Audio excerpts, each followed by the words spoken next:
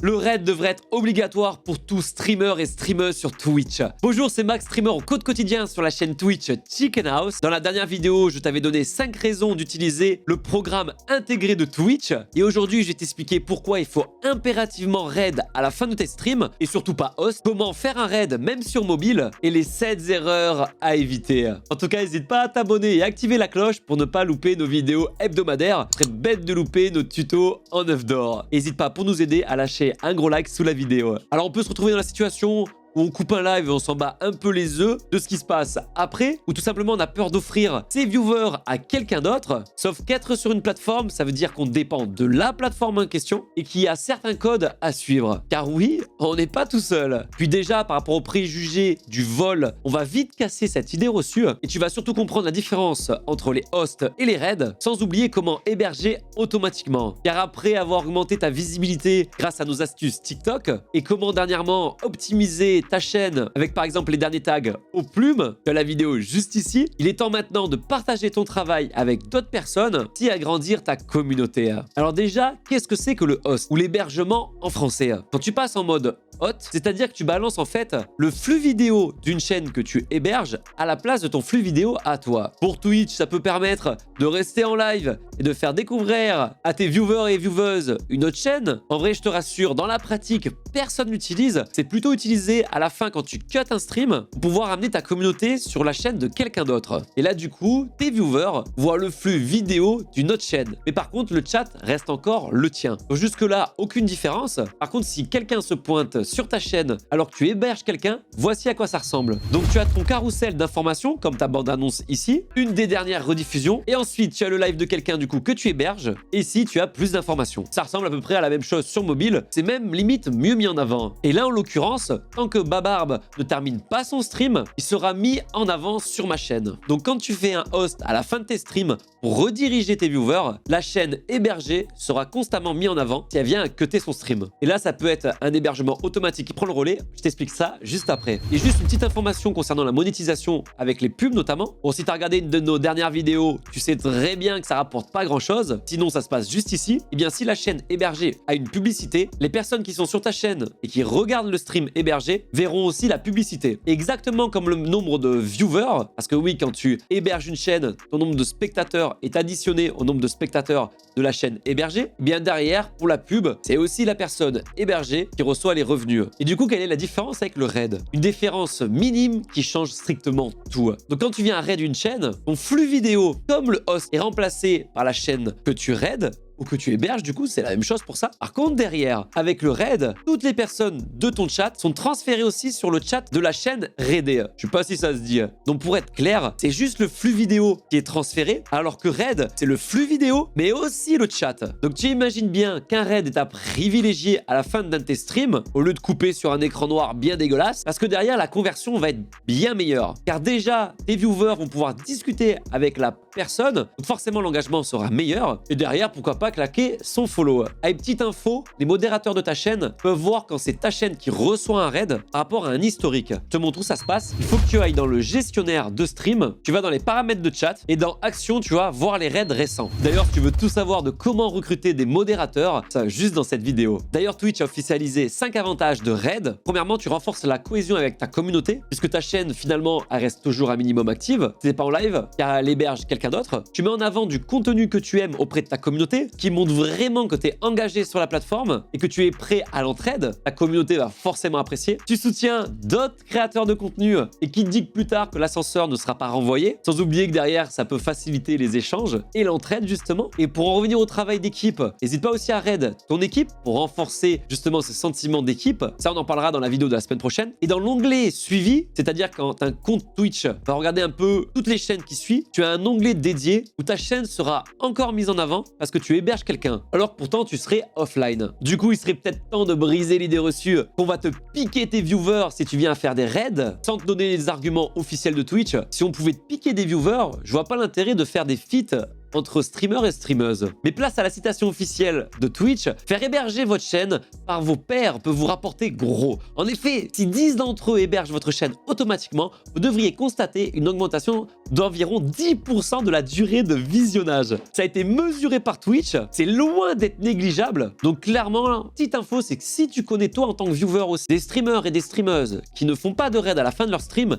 il serait temps de les déplumer. Et dans cette continuité, Twitch affirme bien qu'à la fin d'un live, on a tout intérêt à host, mais personnellement plutôt à raid, cite même dans leur FAQ officiel. Et je vais te monter un petit truc, tu vas vite comprendre que Twitch va avoir tout à gagner à le faire en te motivant avec un autre levier. Il va falloir que tu ailles dans le tableau de bord des créateurs, analyse, et là, regarde bien. Tu as un succès comme quoi il faut ajouter des personnes dans ta liste d'hébergement automatique, et surtout, lancer 100 raids avec au moins 2 personnes. Donc Twitch essaie vraiment de véhiculer comme quoi faut le faire pour essayer de dynamiser ta chaîne et la chaîne des autres. Forcément, Twitch appartient à Amazon, c'est une entreprise et ça doit générer du pognon. Donc grâce à cet outil formidable, tu vas participer à la dynamique de la plateforme. Si tu commences à t'y mettre sérieusement, tu vas peut-être voir une différence entre le nombre de viewers quand tu raids versus quand tu hostes. Ça va être tout simplement du fait que quand tu hostes, forcément vu que c'est que ton flux vidéo qui switch, la personne qui va recevoir le host a bien exactement ton nombre de spectateurs que tu avais d'afficher au moment où tu lances le host, alors que quand tu raids, souvent moins, ça peut aller de 20% à des fois 40%. Tout simplement parce que Twitch envoie les utilisateurs actifs sur ton stream et du coup affiche sur le raid logiquement moins de spectateurs. Autre gros sujet, qui doit-on raid? C'est une grande question que toi seul peux répondre, surtout pas ta communauté. Ça, je t'en parle dans les 7 erreurs à éviter. Alors déjà, raid des personnes que tu connais. Ça va permettre de t'entraider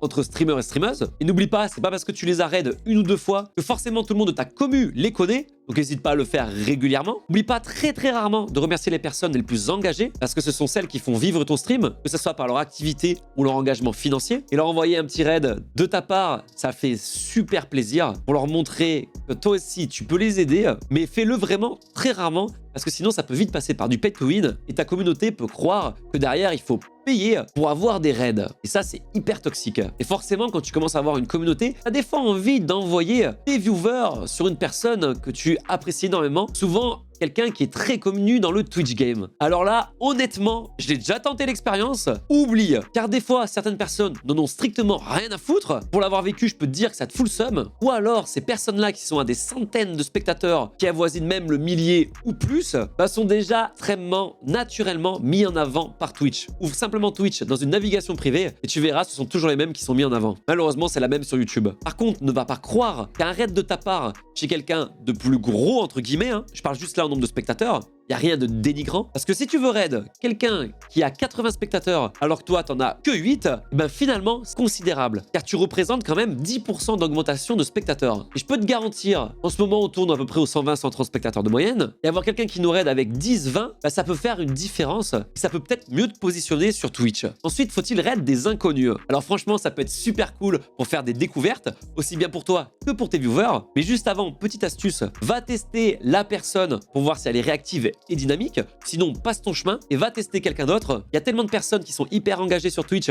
Malheureusement, à cause de l'algorithme, manque de visibilité. Et comme tu as le droit qu'à un raid par stream, ne gaspille pas cette chance. Et si tu suis bien nos conseils, tu devrais bien monter au fur et à mesure sur Twitch, commencer à avoir de plus en plus de spectateurs et vraiment gaspille de moins en moins tes raids. Personnellement, j'ai quasiment arrêté de raid des inconnus, car quand tu t'arraches depuis 3 ans, que tu arrives à rassembler plus d'une centaine de spectateurs et que tu raides quelqu'un qui avait 4-5 spectateurs et que derrière, la personne, elle a disparu de Twitch parce qu'elle s'est rendu compte que c'est pas pour elle, ou alors qu'elle sait même pas ce que c'est un raid, franchement, ça dégoûte. Donc je raid toujours des plus petits, ça il faut pas l'oublier, c'est très important, mais par contre des personnes que je connais. Et là on rejoint un peu les 7 erreurs à éviter, à commencer par raid les personnes qui sont suggérées dans le chat. Parce que les viewers ont un peu tendance soit à suggérer des personnes qui en ont pas besoin, parce que c'est des personnes qu'ils connaissent. Forcément, plus le streamer et la streameuse ont une grosse communauté, plus t'as de chances qu'ils te soient suggérés dans les raids. Ensuite, on peut te proposer des personnes qui sont amies avec tes viewers. Et malheureusement, comme je viens de le citer, ça vaut des fois pas du tout le coup. Et la troisième catégorie, là on a un peu les rapaces,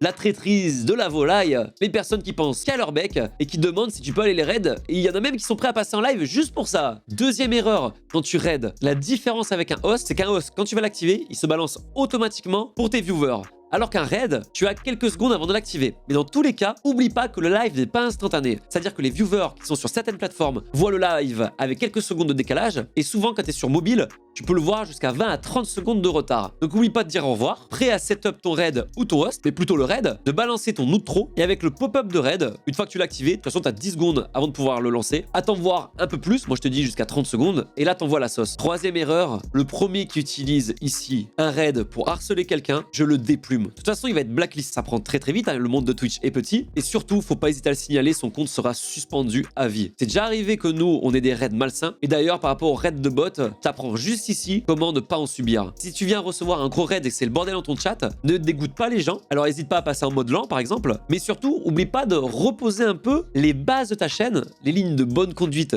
que tu as rédigées, parce que d'une communauté à une autre, les règles sont différentes. Et ça peut vite devenir le bordel. Tu verras que des fois, toi, quand tu raids, certains de tes viewers aiment aller spoil. Ah, ça démange, hein, je sais, je comprends pas les gens qui spoil, mais bon, c'est comme ça. Forcément, tu vas vite le voir quand tu vas aller raid. Hésite pas à lui tirer les plumes. Bah ouais, parce que ça gâche complètement la surprise. Avant-dernière erreur, si tu es raid, réagis. C'est hyper important, sinon t'en recevras plus jamais. Et surtout, oublie pas de te présenter brièvement. Que bah forcément, t'accueilles des personnes qui ne te connaissent pas. Et dernier point, proposer le fait d'être raid grâce à tes points de chaîne. C'est-à-dire qu'un viewer va cumuler des points de chaîne et que derrière, tu vas devoir le raid. Ne le fais jamais. Beaucoup de personnes sont prêtes à racler les dents par terre, à farmer les points. Là, tu dis, ouais, c'est bien, ça fait des viewers en plus. Sauf que derrière, tu vas complètement gaspiller ton raid. Si la personne, elle est vraiment investie sur Twitch, elle aura pas besoin de ça. Passons au vif du sujet, comment host et comment raid. Quand tu es sur ton stream, soit tu passes par les actions rapides, soit tu passes par la commande avec le nom de la chaîne, ou alors /raid avec le nom de la chaîne. Tu peux le faire aussi, hein, comme je te le dis, pour le raid avec les actions rapides. Si tu utilises l'application mobile, voici en vidéo comment faire. Petite particularité pour le host, tu peux en faire 3 toutes les 30 minutes. Après, tu ne pourras plus host de chaîne avec la commande. Si tu as un host en cours, pour l'enlever, tu fais avec cette commande-là. Ou alors, quand tu es sur ton gestionnaire de stream, tu as forcément ce pop-up qui apparaît si tu as une chaîne de héberger. Et là, tu as juste à cliquer sur arrêter l'hébergement. Autre astuce qui est vraiment cool à utiliser, dans mes points de chaîne, j'ai créé une récompense qui permet à un viewer, une fois par live, de choisir l'emote de la Chicken House à utiliser pour pouvoir raid. Et comme ça, après, lors du raid, on va tous spam la même emote. C'est cool, ça fait une récompense supplémentaire. Et puis la personne qui l'a utilisé est contente qu'on vienne spammer son emote qu'elle a choisi de, évidemment, ta chaîne. Hein. Faut pas que ça soit une emote de Twitch sur une chaîne qui n'a rien à voir avec la tienne. Passons maintenant à l'auto-hébergement ou le auto-host. C'est tout simplement du host automatique. Donc c'est-à-dire que quand tu es offline, tu peux proposer à tes viewers automatiquement des chaînes hébergées. C'est clairement à mettre en place pour soutenir d'autres personnes. Évidemment, si tu as déjà un host en cours, il faut attendre que ce host-là se termine, soit par ton action manuelle, que le live se coupe, avant qu'un autre live qui est dans ta liste d'auto-hébergement prenne le relais. Il va falloir que tu ailles dans les paramètres, chaîne, contenu mis en avant. Il va falloir que tu actives l'hébergement automatique. Et là, tu as deux choix par rapport aux priorités. Si tu as plusieurs chaînes, par exemple, qui sont en live en même temps, laquelle va être hébergée sur ta chaîne. Le premier choix, c'est celui que je recommande. Ça va afficher la chaîne la plus pertinente